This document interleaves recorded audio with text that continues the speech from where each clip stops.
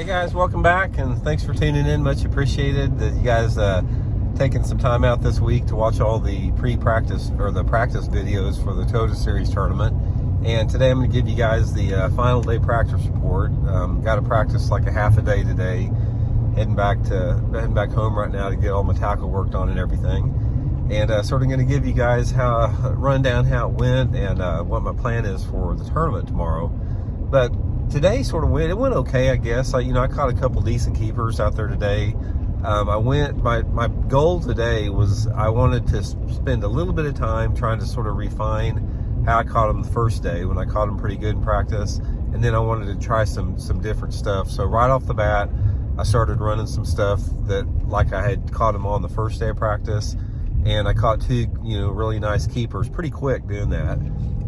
So that sort of gave me a little bit more confidence even in what I was doing, and I expanded the area out. And then I spent the rest of the time I had on the day again trying to find some type of off the wall bigger fish pattern, and it just did not produce. I mean, I really thought that there would be a few fish up shallower than what there is right now.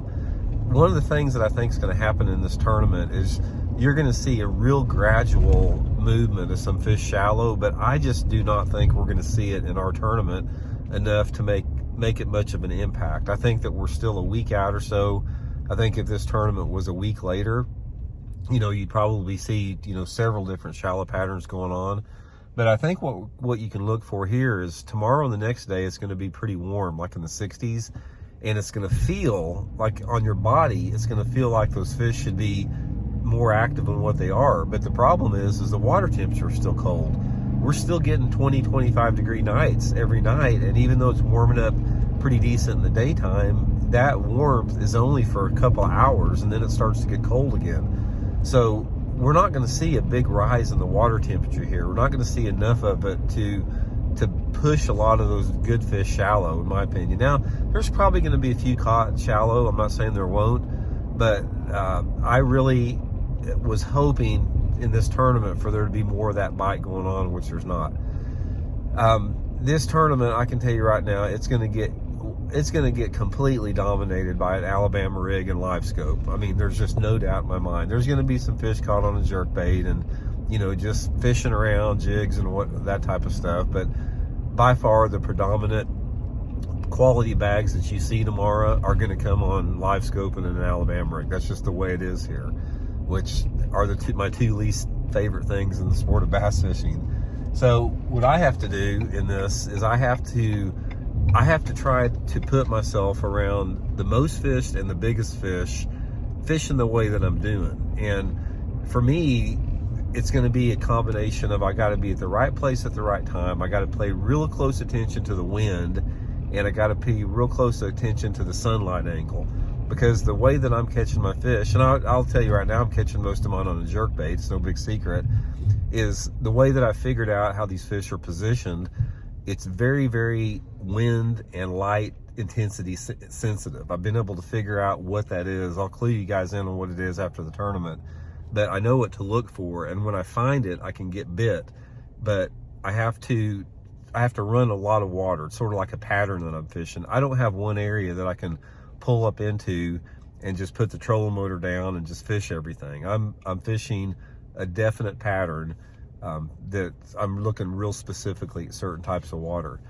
So again, this is going to be a grind tournament. I mean, don't be surprised if you see a 25, 27 pound bag of fish tomorrow on an Alabama rig.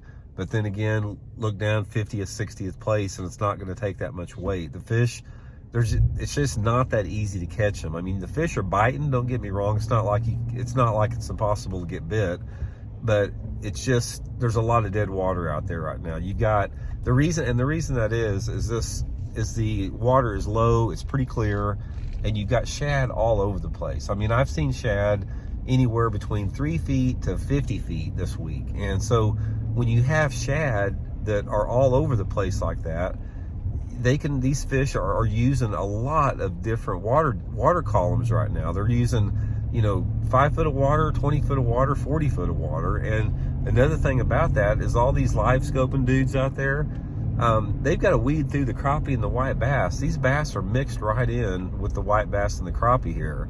And a lot of times, you know, if you see a brush pile or something, you know, there's a lot of fish around it, and some of them are white, some of them are crappie, some of them are bass. So from that standpoint, it presents a lot of unique challenges. But just another tournament. I mean, every single tournament's different. Every tournament has its own unique set of challenges.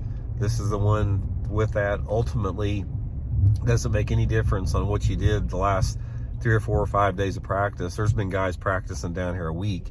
It just matters what you do tomorrow. So anyway, guys, I'll keep you all updated. I'll let you know how the first day of the tournament goes tomorrow. Again, I appreciate you tuning in for these practice videos. Definitely thanks a lot for that.